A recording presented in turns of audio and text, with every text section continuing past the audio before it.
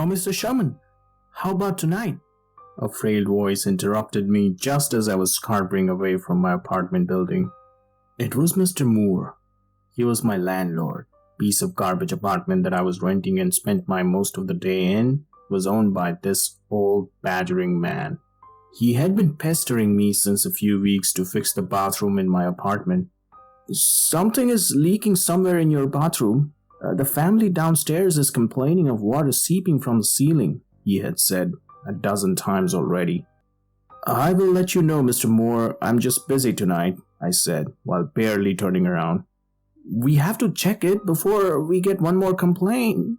I had careened out before he could finish his tiresome reiteration. I had never liked that man, always intruding, always interrupting. He was someone who should have been in the grave by now, but was somehow clinging on to his miserable, noisy existence on the planet. Hopefully I'll be done with my task tonight, and then I can let that geriatric piece of shit in my apartment, I assured myself. After all, the task was more important than anything else, especially when it was this close to completion. My phone buzzed. It was a text from Anita. "Hey, just checking in. Excited for the evening. Can't wait," it read. "Me too.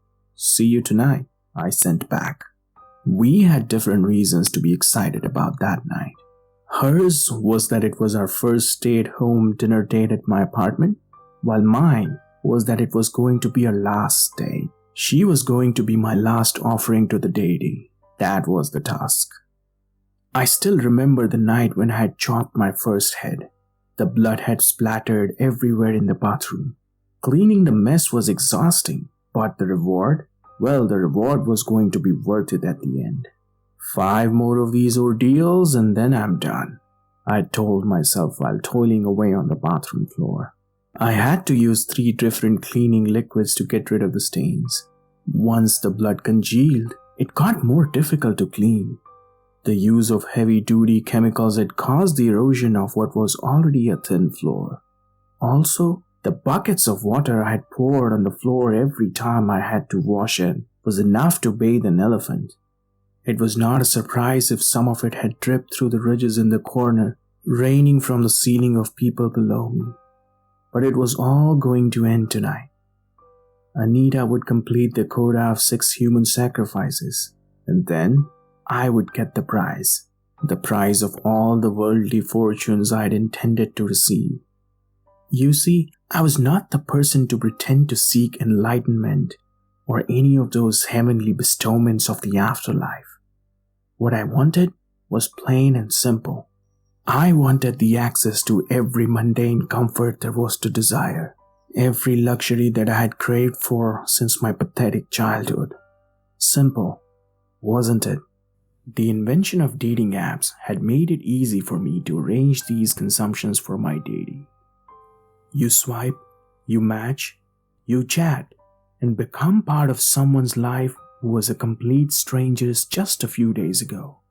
It took some hard work though. After all, no woman would agree to come over to my apartment within the first week of dating. Having said that, my charming tactics, something that I believe I was born with, did help expedite the process in my favor. 1 date in my apartment, that was all that was required. The wine mixed with a sedative would make it very easy to incapacitate the women. Once they laid there unconscious, you could slice their head as if it was a watermelon. I was counting hours while making sandwiches at a cafe where I worked, which, by the way, paid no more than the minimum wage. It was the last day of living as a peasant, so I was happy rather than my usual miserable self. A few hours later, the clock displayed 6 and I took no extra seconds to remove my apron. "All right, buddy, see you tomorrow," Matthew hollered out as usual. "You wish," I almost muttered. I leapt towards my apartment with a staggering pace. Unlocking the main door of the building, I climbed to the stairs, full of energy and joy. Just then, something seemed odd. The door of my apartment was ajar. "What the fuck?" I mumbled as I crept closer to investigate.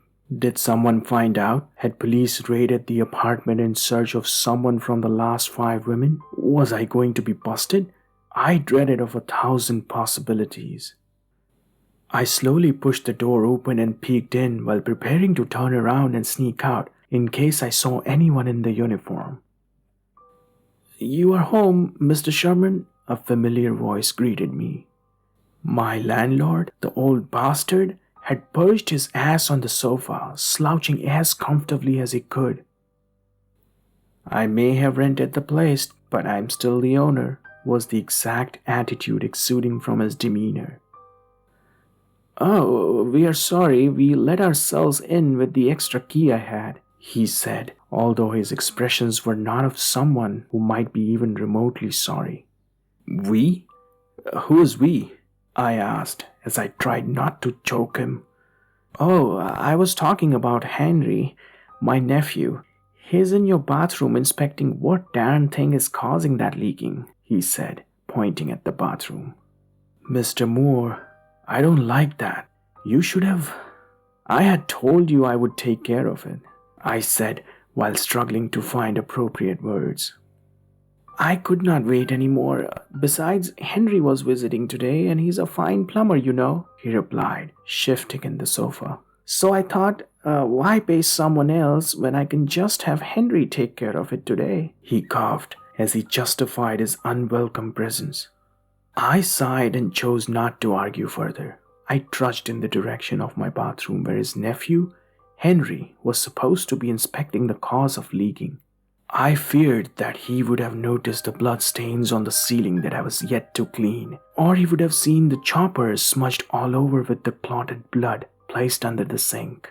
As I inched closer, an overweight man with a hat and a week-old beard came traipsing out. "Grandpa, we need to go. I'm getting late. We will come back again someday," Henry announced, nervously avoiding my stare and not acknowledging my presence as he went past me. Shit, he knew. I realized as I saw him bend down to whisper something in that old bastard's ear. It was not difficult to guess what he might have been explaining without pausing to breathe. I had to do something. I had to remedy this situation. I was not going to let that annoying bastard and his fat nephew sabotage my quest. After all, people had died for the sake of my goal, and I was not going to let their lives go in vain, especially when I was this close. I made up my mind about the next course of action without thinking twice. It seemed inevitable. I looked around and picked up the hammer, resting on the shelf near me. I rushed toward the door and bolted it close before Henry could drag the old bastard out of the apartment. "Look, man, I did not see anything, okay? We know nothing, okay?" Henry pleaded, shaking as he saw the hammer in my hand. Both the old bastard and his nephew fidgeted left and right, trying to get as far away from me as possible. "Mr. Sherman, please let us go. We do not know anything, we promise," Mr. Moore said, joining his nephew's appeal for mercy. His old brain had grasped the situation well enough by then. It was fascinating how his tone had changed from being full of authority to being a helpless call of pity in a matter of minutes. "All you had to do was to wait until I was done, but you could not do it, you irritating bastard," I yelled as I whacked the hammer before they could do anything else. It hit Henry on his temple as he collapsed onto the floor with a loud bang. I struck again, this time splintering Mr. Moore's skull as he too fell to his disgraceful end. I strangled both one by one until they were lifeless. Drops of sweat trickled down my face as I finally sat on the floor being done with both of them. "Surprising turn of events," I murmured for my own amusement. I needed to offer 6, but these two would make the total up to 7. Never mind. A surplus is always better than the exact, I rambled in my head. Once I caught my breath, I checked outside in the hall for any signs of any eavesdroppers. There were none. I came back in and prepared myself for the long night that laid ahead of me. Just as I bent down so that I could drag their bodies to the bathroom, I felt a vibration deep inside my pocket. It was a text from Anita.